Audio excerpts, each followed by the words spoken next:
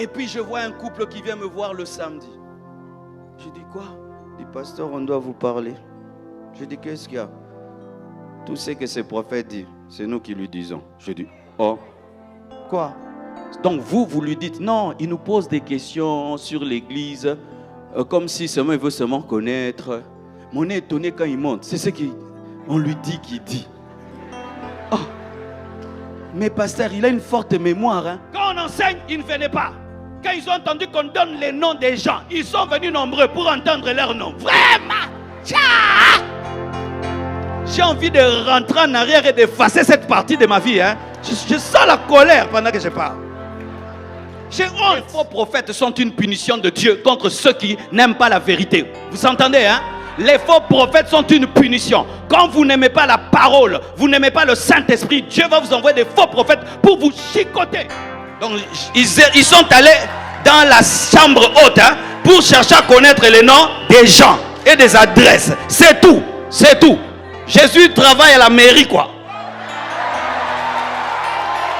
Le premier jour, il arrive.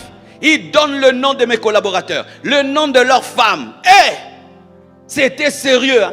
Les gens s'évanouissaient seulement parce qu'ils ont entendu leur nom. Vraiment aussi. Comment tu peux t'évanouir? On t'a dit que tu t'appelles Marcelo. Oh! Et il prophétise les noms des gens. Oh, tu te dis, mais ce gars dort avec nous. Tu te dis, mais non, c'est terrible quand même. Mais ce qui est bizarre, moi, il ne me prophétise pas, alors que j'étais avec lui tout le temps. Oh, j'ai reçu un tel homme de Dieu. Comme me voyez là. Donc je sais ce que je dis. C'est pourquoi ne reçois pas un homme de Dieu parce que quelqu'un te l'a recommandé, mais parce que Dieu t'a parlé. Des fois, certains donnent des fausses prophéties. Homme de Dieu, si tu n'as pas vu les anges, ne dis pas qu'il y a les anges. Amen, hein? Amen. Oh, je vois les anges. Tu les imagines ou tu les vois? Si tu ne les vois pas, tu ne les vois pas. Parce que nous mentons des fois comme ça. Hein? Il y a un ange par là. Tu l'as vu ou tu le veux? Ah oui, hein? Le feu est sur vos têtes. Tu l'as vu ou tu es en train de faire de la psychologie de groupe. Amen, hein? Le vent de Dieu est en train de souffler. Tu le déclares par la foi ou tu le vois. Dieu m'a dit, Dieu m'a dit. Tu es sûr que Dieu t'a dit ou ce sont tes pensées? Pour tout, Dieu m'a dit. Pour tout, Dieu m'a dit. Pour tout, Dieu m'a dit. Dieu m'a dit. Toi, Dieu tout le temps te dit. Mais regarde ton ministère, comment il est. Quelqu'un qui Dieu parle tout le temps.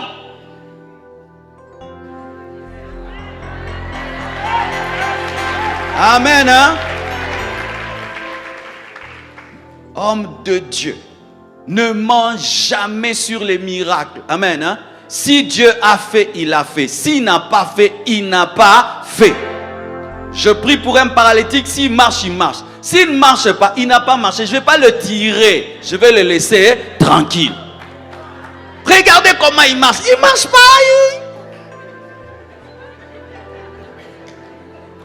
Frère, marche, tu vois vraiment. Ah, frère, c'est ça le miracle. N'invente pas les miracles. N'invente pas les prophéties. Et certains arrivent même au niveau de se renseigner sur les gens et de prophétiser. Aller sur Facebook et prophétiser. Envoyer des gens dans l'église, se renseigner pendant une semaine dans une église avant d'arriver. Et il va vous donner vos noms, vos adresses et vous tombez par terre alors qu'il y a un informateur dans l'église. Oh, j'ai reçu un tel homme de Dieu. Comme me voyez là. Donc je sais ce que je dis. C'est pourquoi ne reçois pas un homme de Dieu parce que quelqu'un te l'a recommandé, mais parce que Dieu t'a parlé. Je vais quelque part, on me recommande un homme de Dieu. L'homme qui me recommande est sérieux, il craint Dieu. Et celui qui me recommande n'est pas sérieux. Au lieu d'exercer mon propre jugement, je dis comme il est sérieux, donc. Non, il n'y a pas de donc. Il faut que Dieu te parle à toi aussi. Le premier jour, il arrive. Il donne le nom de mes collaborateurs, le nom de leur femme. Hey! C'était sérieux. Hein? Les gens s'évanouissaient seulement parce qu'ils ont entendu leur nom. Vraiment aussi. Comment tu peux t'évanouir? On t'a dit que tu t'appelles Marcelo. Oh! Tu es tombé de quoi? Tu ne savais pas que tu t'appelais Marcelo? Deux choses comme ça. D'autres criaient, Dieu existe. Dieu existe pourquoi? Parce qu'on t'a dit que tu t'appelles Tounasi. C'est ce qui fait que Dieu existe. Vraiment. Et donnez-moi la main, hein? Donnez-moi la main. Je suis venu parler. Je suis venu te vacciner contre les mensonges. Te vacciner. En lingala, on appelle ça mangwele. Mangwele. C'est-à-dire vaccin. Tu dois avoir honte quand tu feras ça. Que tu penses même à moi quand tu feras ça. Et il prophétise les noms des gens. Oh, tu te dis, mais ce gars dort avec nous. Tu te dis, mais non, c'est terrible quand même. Mais ce qui est bizarre, moi il ne me prophétise pas, alors que j'étais avec lui tout le temps. Moi qui suis là, j'ai besoin même de direction divine. Il ne voit rien sur moi. Mais il prophétise sur tout le monde. Et des choses qui n'ont même pas de sens. Oh, tu t'appelles comme ça, je vois L, et puis T, et puis G, ça donne tel nom, et puis ça donne tel nom, et puis ça donne tel nom. Oh, vraiment. Donc le Saint-Esprit est venu seulement pour nous donner nos noms que nous avons déjà. Donc ils sont allés dans la chambre haute pour chercher à connaître les noms des gens et des adresses. C'est tout. C'est tout. Jésus travaille à la mairie, quoi. Donne-moi la main, hein. Il travaille à la mairie pour nous donner nos adresses, nos parcelles. Il y a un problème de cadastre, quoi. Oh, tu choses du 40, je le sais. Tu veux m'offrir des chaussures? Mais c'est ça. Tu t'appelles comme ça et tu choses du 40. Frère, si je vends les chaussures, je saurais, même si je n'ai pas le Saint-Esprit. Je te regarde, boum, je te donne. Et on était là. Et il a continué. Mes frères, en ce temps-là, en semaine, on n'avait pas beaucoup de gens qui venaient en semaine. L'église était pleine, ils ont eu. Les faux prophètes sont une punition de Dieu contre ceux qui n'aiment pas la vérité. Vous entendez, hein? Les faux prophètes sont une punition. Quand vous n'aimez pas la parole, vous n'aimez pas le Saint-Esprit, Dieu va vous envoyer des faux prophètes pour vous chicoter. Quand on enseigne, ils ne venaient pas. Quand ils ont entendu qu'on donne les noms des gens, ils sont venus nombreux pour entendre leurs noms. Vraiment! J'ai envie de rentrer en arrière et d'effacer cette partie de ma vie. Hein. Je sens la colère pendant que je parle. J'ai honte. Plein de gens. Et puis je vois un couple qui vient me voir le samedi. Je dis quoi? Il dit, pasteur, on doit vous parler. Je dis, qu'est-ce qu'il y a? Tout ce que ce prophète dit, c'est nous qui lui disons. Je dis, oh, quoi? Donc vous lui dites, non, il nous pose des questions sur l'église. Comme si seulement il veut seulement connaître. Mais on est étonné quand il monte. C'est ce qu'on lui dit qu'il dit. Oh. Mais pasteur, il a une forte mémoire. Hein? Parce que vraiment, il retient tout. Mais cette mémoire-là que tu as là pour retenir des fausses prophéties, tu ne peux pas utiliser ça pour connaître la Bible, les versets bibliques et bien prêcher. Hein? Tu as une forte mémoire des noms qu'on te donne et des problèmes des gens. Tu ne peux pas avoir cette mémoire pour maîtriser la Bible, avoir des versets bibliques. Et puis ils me disent, pasteur, pour te le prouver, samedi on va fuir. On va voir si dimanche il va prophétiser. J'ai dit fouiller. Ils l'ont fouillé. Et vous savez, hein, dimanche, vous savez ce qui se passe, non? Toutes les retombées de la semaine reviennent, hein? Dimanche. Tout ce qu'on a appris là. Quelle foule ce jour-là, le dimanche.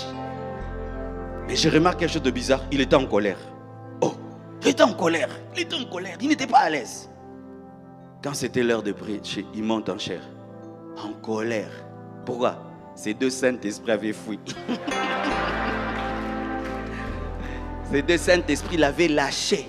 Donc il n'avait pas des informations à donner. Il a prophétisé qu'une fois ou deux fois. Il a prêché un peu, il est descendu. J'ai appelé le monsieur qui me l'a recommandé. J'ai dit, regarde le gars que tu m'as envoyé. Il a dit, pasteur, même ici, il a amené un papa sur la montagne. Toi aussi, on t'amène à la montagne pour te prophétiser. Donc Dieu, il habite là-bas. Et il dit, papa, je vois l'esprit qui a tué ton père va te tuer bientôt.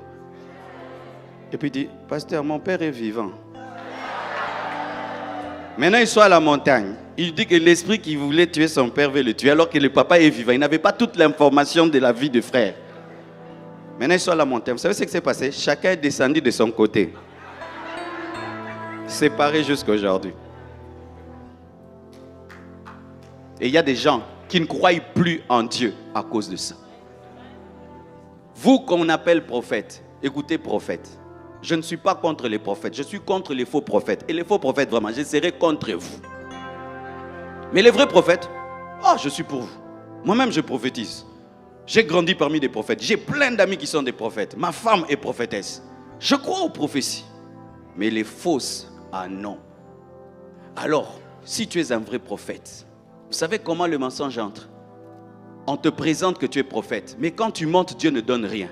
Comme on t'a déjà présenté prophète, comme tu as l'orgueil prophétique, tu dois prouver que tu es prophète. Et maintenant, tu vas inventer et tu vas donner des prophéties sur base de l'expérience prophétique. Parce que un mortier dans lequel on a pilé les piments a toujours les piments sans avoir les piments. Et quelqu'un qui a prophétisé a souvent l'expérience prophétique et il peut utiliser la psychologie prophétique et tu penses qu'il a prophétisé, mais c'est son expérience prophétique. Par exemple, si je dis là, Dieu me dit, il y a des hommes de Dieu depuis que tu as commencé le ministère ne grandit pas. Viens devant, Dieu m'a parlé.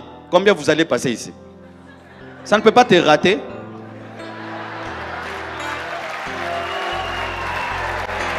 Tous les hommes de Dieu qui ont des problèmes, le Seigneur me dit, il y a des hommes de Dieu qui ont des problèmes dans leur couple. Dieu, ils sont plus de 10. Est-ce que ça va rater? Tu as des problèmes, non? C'est l'expérience. Ça fait des années que je suis pasteur. Je connais des choses qui ne ratent pas. Il y a des choses qui ne ratent pas. Les femmes qui ont des problèmes de bas-ventre, ça ne rate jamais. Est-ce que ça rate? Est-ce qu'il n'y en a pas ici? Les gens qui n'arrivent pas à dormir, est-ce que ça rate? Les gens qui ont des cauchemars la nuit, est-ce que ça rate?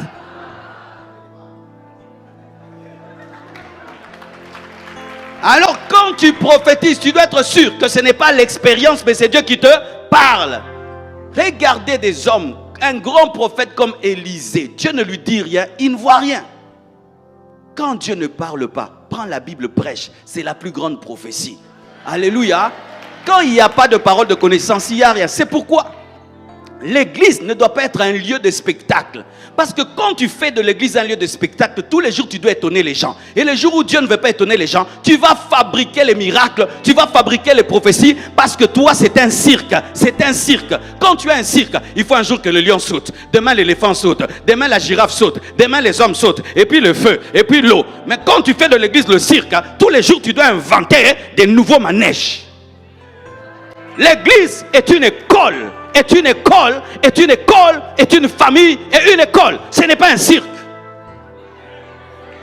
Un jour vous venez comme ça, on vous prêche la calme, vous rentrez fâché. Un jour on vous donne la joie. Mais on n'est pas là pour vous amuser et vous étonner. Et vous étonner, on va mentir. Donne-moi la main, hein? Donne-moi la main. Ainsi on entre même dans des compétitions de prophétie.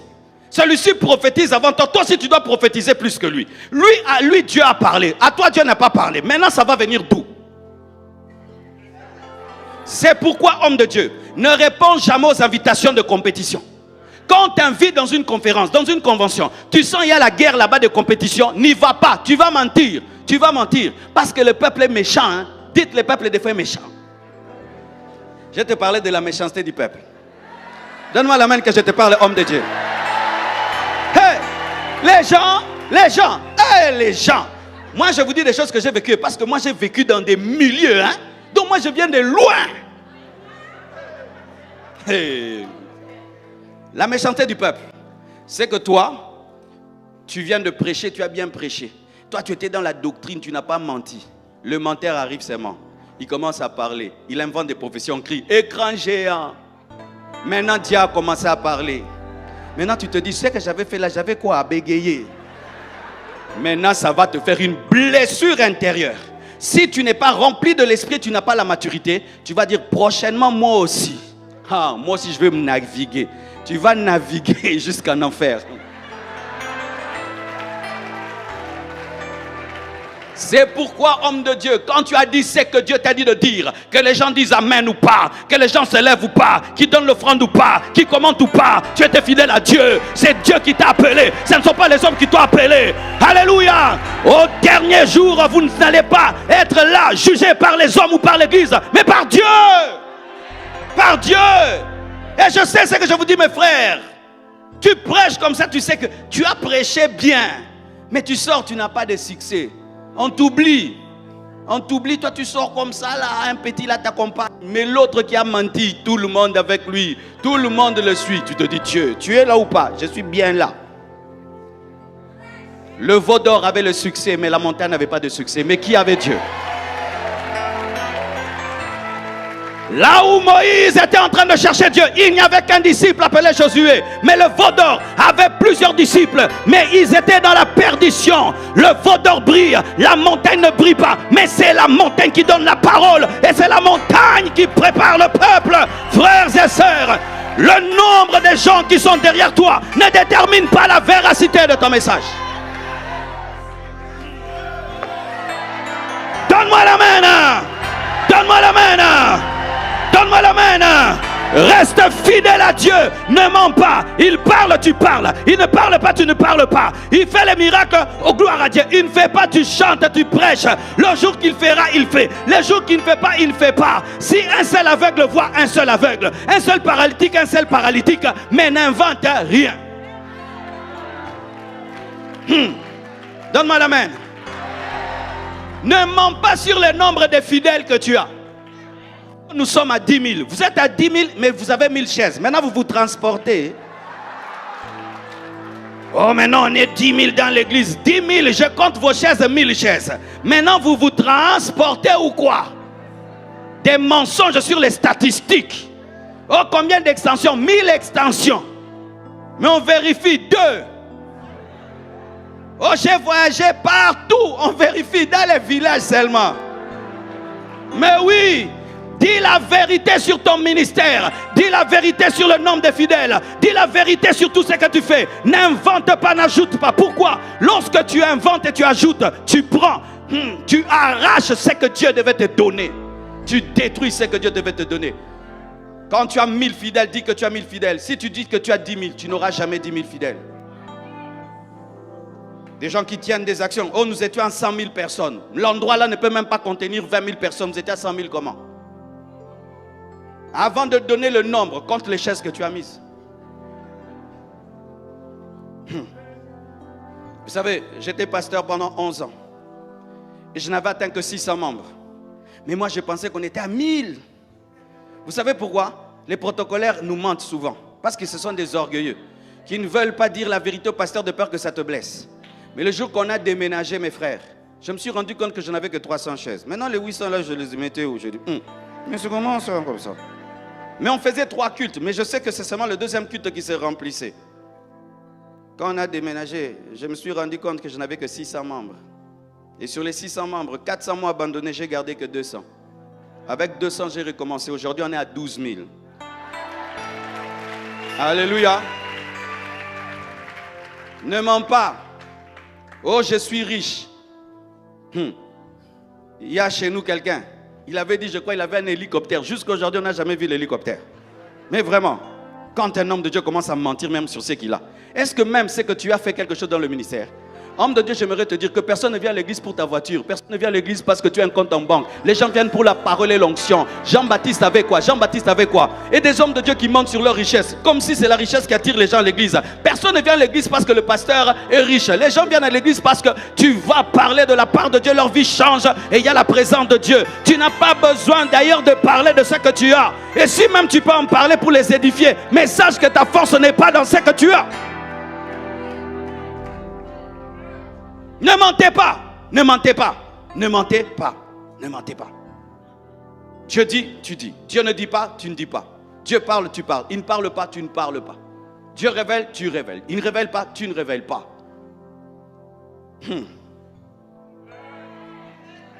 Donne-moi la main, hein. N'invente pas ton histoire. Certains même, ils enjolivent leur témoignage. Il s'est converti simplement. Oh, Jésus m'était apparu. Toi, tu t'es converti, on t'a prêché et puis tu as cru. Mais quand tu fais, les ministères grandissent, maintenant tu commences à arranger.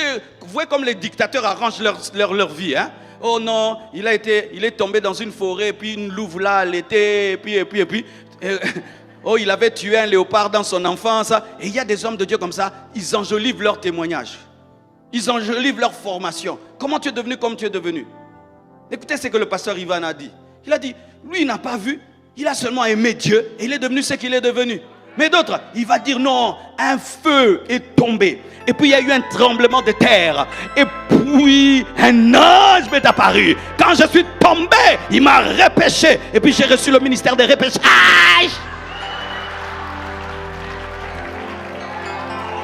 Pourquoi tu te compliques? Pourquoi tu te compliques? Parle de ton témoignage tel qu'il est. Parle de ton témoignage tel qu'il est. Donne-moi la main, hein? Donne-moi la main. Ne mens pas sur ta formation. Tu as été formé dans une église de 3 personnes. Parle de cette petite église de 3 personnes. Toi, tu sautes. Tu parles déjà directement de l'église de 10 personnes. Quand tu racontes ta vie, tu sautes des endroits.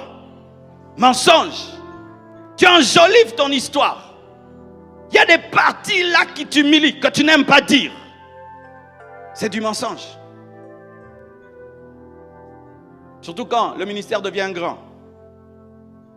Il y a des gens qui mentent, qui corrigent. Si même tu as connu une chute, et c'est là que Dieu t'a formé, tu peux même en parler. Ça va aider les gens. Hier, j'ai témoigné, non? Comment Dieu m'a corrigé quand j'avais menti il y a longtemps là. Ça t'a édifié, non? Est-ce que ça va me faire quelque chose? Dieu m'a déjà pardonné, non? Même si lui avait battu. Paul était tombé du cheval. Paul avait tué Étienne. Ça fait partie du CV.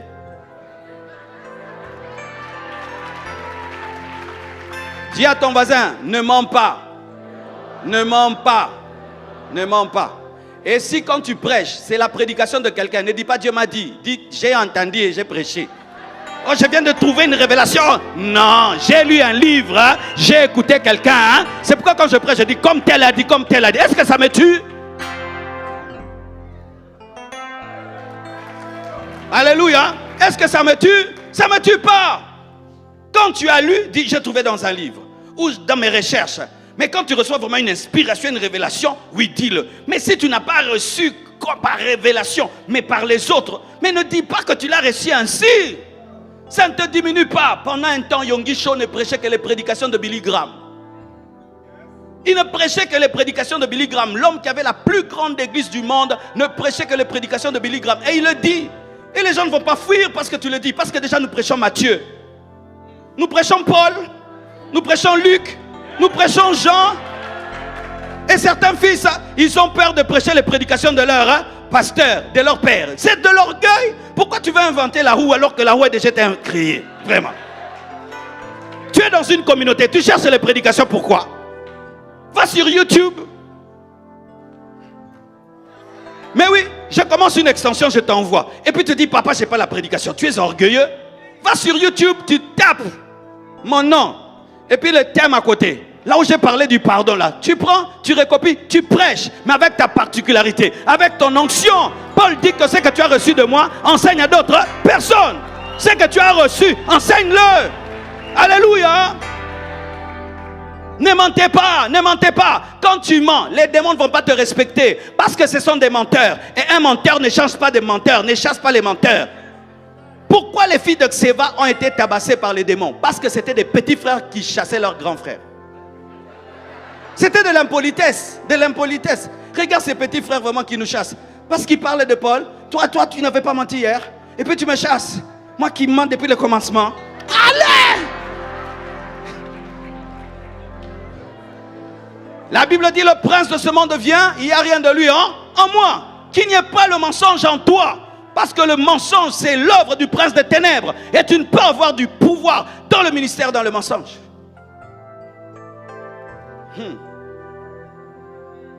Donne-moi la main, hein? Et vous savez, dans le domaine du mensonge, il y a aussi ce qu'on appelle les demi-vérités. Lorsque vous lisez Acte 5, versets 1 à 4, on parle d'Ananias et Saphira qui ont vendu le champ, mais qui n'ont pas tout bouffé. Ils ont apporté seulement une partie. Donc il y avait de la vérité. L'argent là, c'était l'argent du champ, mais ce n'était pas tout l'argent. Donc il y avait la vérité mélangée à la fausseté. Et sachez que quand le mensonge se mélange à la vérité devient le mensonge. Je répète, hein, lorsque le mensonge se mélange à la vérité devient le mensonge. Comment il nous arrive d'être dans des demi-vérités dans le ministère? Il nous arrive d'être dans le demi-vérité dans le ministère lorsque... Ça, je ne sais pas. Ah, ok, Dieu va m'aider. C'est-à-dire, tu reçois par exemple un message. Je reçois vraiment un vrai message sur le frère. Dieu m'a dit ceci, il m'a dit cela, c'est vrai. Et puis j'ajoute, et puis il m'a dit, donne-moi ta voiture. Au début, c'était Dieu. Mais à la fin, c'est moi. N'ajoute pas à une prophétie ta pensée. N'ajoute pas à une vision ta vision. N'ajoute pas à ce que Dieu a dit, ce que tu as dit. Ne mélange pas. Ne commence pas dans l'esprit et tu finis dans la chair. Ne commence pas dans la vérité et tu finis dans le mensonge. Cela va engloutir la vérité. Frères et sœurs, j'ai vu des gens venir dans mon bureau, me prophétiser et c'était vrai. Mais à la fin, Dieu me dit que tu me donnes l'offrande. Ça tu sens, c'est lui qui a ajouté. C'est la cupidité qui a ajouté et Dieu a dit donne-moi l'offrande. Dieu te dit d'aller prier pour quelqu'un. Et c'est Dieu, tu y vas. Et quand tu pries, il est guéri. Et tu dis, Dieu m'avait dit quand il te guérira, tu dois donner ta parcelle. Là, tu as menti et tu as englouti la prophétie.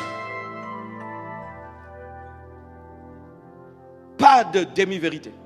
Car une demi-vérité est aussi un mensonge. Alléluia. Les flatteries. Daniel 11, verset 32 nous dit ceci sur la flatterie. Il séduira par des flatteries les traites de l'alliance. Mais ceux du peuple qui connaîtront leur Dieu agiront avec fermeté. On parle de l'antichrist, n'est-ce pas? On est en train de parler de l'antichrist. Parmi les caractéristiques de l'antichrist, c'est la flatterie. Homme de Dieu, chaque fois que tu es dans les flatteries, tu as l'esprit de l'antichrist parce que l'antichrist est un flatteur. Et sachez, les flatteries nous amènent à donner des massages au lieu de donner des messages. Et quand tu es un flatteur, au lieu d'être un messager, tu deviens un masseur. Un masseur. Et tu donnes des massages spirituels au lieu de donner des messages. Et les massages endorment, les messages réveillent. Les massages endorment et les messages réveillent. Un péché de la langue, la flatterie. Le mal est là, tu n'en parles pas. Le péché est là, tu n'en parles pas. Pourquoi? Parce que tu as peur de perdre les fidèles. Je peux te dire la vérité, mes frères. Il m'est arrivé un temps, j'étais fatigué du message que Dieu m'a donné. J'ai dit, Dieu, donne-moi des messages aussi qui donnent la joie aux gens. Il m'a dit, ok, prêche ce que tu veux. Quand j'ai commencé à prêcher ce que je voulais, l'église ne grandissait plus. Et puis un fidèle m'a su, pasteur, tu t'es égaré, hein? Tu as quitté ton message. J'ai dit, vous aimez des piments comme ça? Il a dit, papa, oui, ça nous change. Et j'ai recommencé à prêcher mon message. L'église a grandi. Les vrais enfants de Dieu veulent entendre la vérité. Quand tu dois m'encourager, encourage-moi. Mais quand tu dois me corriger, corrige-moi. Un enfant qu'on ne corrige pas, on ne l'aime pas. Pasteur, prêchez la vérité. Ne flattez pas. Ne flattez pas le riche. Même s'il te donne l'argent, s'il vit dans le péché, dis-lui malgré tes offrandes, tu dois te repentir. Tu dois changer. Sinon, au dernier jour, Dieu te demandera le sang de ces hommes riches à qui tu ne dis pas la vérité. Au jour de l'enlèvement, vous savez ce qu'il y aura? Les pasteurs qui vont rester, les fidèles qui sont restés, vont les tabasser avant l'antichrist. Avant que l'antichrist te coupe la tête, tes propres fidèles vont te rosser. Dis, papa, on est resté. Explique-moi pourquoi je suis resté. Mais je ne voulais pas te déranger parce que déjà tu avais un problème de cœur et t'ajouter aussi la culpabilité, ça allait te tuer. Mais tu m'as tué, je suis resté maintenant. Prêche la vérité, ne flatte pas. Dis la vérité, ne flatte pas. Et même quand tu prêcheras des choses que les gens aiment, ça doit être poussé par le Saint-Esprit. Ça doit être poussé par le Saint-Esprit. Même quand je dois prêcher aux gens la joie, je dois le recevoir de l'Esprit. Quand je dois prêcher la bénédiction, je dois le recevoir de l'Esprit. Quand je dois encourager les gens, je dois le recevoir de l'Esprit. Ça ne doit pas être de la flatterie. Car une fois que ton idole devient la croissance de l'église, la vérité quitte ta bouche. Oui, j'aime la croissance de l'église, mais je n'idolâtre pas la croissance de l'église. Parce que des fois tu diras de boire le sang et de manger la chair, ils partent, mais c'est la volonté de Dieu. Celui qui idolâtre la croissance de l'église ne va pas parler du sang et de la chair, tu vas parler du pain et des poissons. Donne-moi la main, hein? Certaines stagnations de l'église, ce n'est pas que Dieu t'abandonne. Tu es dans la fidélité. Tu es en train de dire des choses qui sont en train de repousser les gens qui veulent les flatter. Des fois, il y a des croissances qui viennent parce que tu ne leur dis plus des choses qui les bouleversent et qui les changent. Si tu arrives à Kinshasa, quand nous envoyons des gagneurs d'âmes, des fois il y a des gens qui disent, dans votre église, je ne viendrai pas. Votre pasteur dit trop de vérités. Oh, maintenant qu'on fasse quoi? Qu'on arrête de dire les vérités pour qu'ils viennent. Et d'autres disent, j'attends voir mon propre mari pour venir à la compassion. Parce qu'elle sait là qu'elle vole les maris d'autrui. Qu'elle va arriver, abandonne les maris d'autrui. Pardon, je reste à la maison. Donc ce sont des âmes que je rate. Donc normalement il fallait qu'on soit déjà à 30 000. Ah Seigneur. Mais je préfère avoir les quelques fidèles que j'ai, qualitatifs, qui vont être présentés au dernier jour à Jésus-Christ, qu'avoir une foule des mangeurs de pain et de poissons qui vont rater l'enlèvement. Ne flotte pas. Oh chalera. Un jour, un pasteur avait des sérieux problèmes dans son église. Il avait une très grande église, riche, prospère, tout ce qu'on peut chercher dans le ministère, il avait. Mais il y avait un problème dans l'église qui était grave. Mais il ne pouvait pas en parler parce que les gens savaient qu'il savait. Alors il a prié, il a dit, Dieu, donne-moi un homme de Dieu qui ne connaît rien de ces problèmes. Quand il va venir en parler, que cela mène le réveil. Et Dieu lui parle, va chercher tel homme de Dieu. Dis-lui de parler, je lui parlerai. Et il va annoncer le message. Et il dit à son ami, viens prêcher la parole chez moi. Et je te parle de quoi? Je te dis rien. Que le Saint-Esprit te conduise. Que le Saint-Esprit te dirige. Et quand il va prier, Dieu lui dit de parler sur le pardon. Il dit, ah, une grande église comme celle-là, un dimanche que je parle du pardon, hein, les affermissements. Je dois donner mon plus puissant message. N'est-ce pas que chaque homme de Dieu, on a notre puissant message? Tu as l'antimissile là, en cas de, tu sais, ah! Si tu dis Jack t'invite au Yedepo, tu sais, hey, tu prends armes lourdes. Il n'y a pas d'armes lourdes. Il n'y a que le message de Dieu qui compte. Il n'y a pas ton message. Homme de Dieu, si tu pensais que tu avais ton message là, il n'y en a pas. Le puissant message, c'est ce que Dieu veut que tu dises en ce moment-là. C'est ce que Dieu veut. N'aille pas ton message là que tu gardes en bas là. N'aille pas. Tu vas le prêcher, il va rater. Parce que ce sera de la nourriture hein, périmée et réchauffée. Qui mange la pizza d'hier? Tu manges la pizza d'hier, même si c'était bon. Aujourd'hui, je ne peux pas la manger. Je veux la pizza d'aujourd'hui. C'est pourquoi la Bible dit, donne-nous le pain de ces jours. Il faut le pain de ces jours. Le pain qui vient fraîchement de la boulangerie céleste. Et lui, il refuse de prêcher sur le pardon. Il pense que ce n'est pas Dieu. Il prend son message. Il le cogne. Les gens regardent. Il cogne. Le pasteur le regarde. Quand il a fini, le pasteur lui donne son offrande. Bayo. Et puis il lui dit, homme de Dieu, Dieu m'avait dit que si tu venais, tu allais toucher le problème de l'église. J'ai une église riche, prospère qui a tout. Les gens ne s'aiment pas. Et je connais leurs problèmes. Et si j'en parlais, il n'y aurait pas d'autorité. Mais je sens que tu n'as pas donné ton message. Et l'homme de Dieu lui dit, c'est vrai. Dieu m'avait dit de parler du pardon. Mais j'ai dit, c'était trop simple. Alors il fallait que je donne à la hauteur de l'église. La hauteur de l'église, et c'est où? C'est les Jeux olympiques. Les Jeux olympiques. Oui, des fois vous ratez des prédications, homme de Dieu. On t'invite dans un endroit, tu vois l'église là, tu dis, peut-être ils ont besoin seulement que tu dises, il faut prier. C'est tout. Un jour, un prédicateur, on l'invite prêcher. Il monte en chair. Il dit, aimez-vous les uns les autres. Et puis il va s'asseoir. Oh, les gens disent, oh. Il dit, vous n'avez pas compris, hein? Aimez-vous les uns les autres. Et puis il va y s'asseoir. Oh. Ah, donc vous voulez voir la puissance pour croire que c'est ça. Ok, que la puissance de Dieu vous touche. Ils sont tombés tous par terre, là, dit, aimez-vous les uns les autres. Prêche la parole, ne flatte pas. Prêche la parole, ne flatte pas. Prêche la parole, ne flatte pas, parce que c'est l'antichrist qui est flatteur. Mais le Christ est véridique, l'antichrist est flatteur. Lorsque tu compares l'antichrist au Christ, il y a une différence. Christ vient dans la vérité, l'antichrist vient dans les flatteries.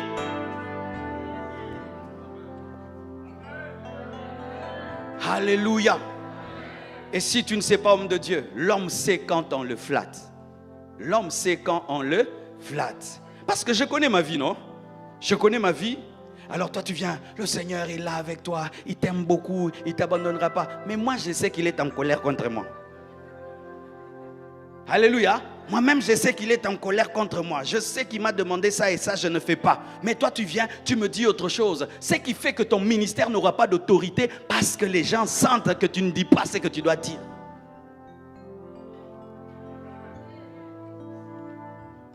Frères et sœurs, ne mentez pas. Ne flattez pas. Ne vous vantez pas. Jude 1, verset 16. Ce sont des gens qui murmurent, qui se plaignent de leur sort, qui marchent selon leur convoitise et qui ont à la bouche des paroles hautaines, qui admirent les personnes par motif d'intérêt, des paroles hautaines. Ne te vante pas dans la prédication, mais humilie-toi dans la prédication. Alléluia. Ne te vante pas dans la prédication, mais humilie-toi dans la prédication. Moi je, quand tu dis moi je, que ce soit dans le sens que ça t'abaisse. Mais quand c'est moi je dans le sens où ça t'élève, tu es en train de flouer Christ devant les gens. Alléluia. Quand tu dis moi je, que ce soit plus un sens où ça t'abaisse devant Christ, ça t'abaisse devant les gens. Mais moi je. Et d'autres même se donnent le nom, je suis aigle royal. Aigle royal, l'oiseau qui est au-dessus de tout. Je suis le plus grand prédicateur d'Abidjan. Qui t'a dit? Tu t'es dit. Tu te regardes dans les miroirs, tu écoutes tes prédications et puis tu te déclares le plus grand prédicateur d'Abidjan. Personne n'a ma profondeur. Qui t'a dit? Il y a quelqu'un dans le village qui a une profondeur que tu n'as pas, mais il ne passe pas sur YouTube.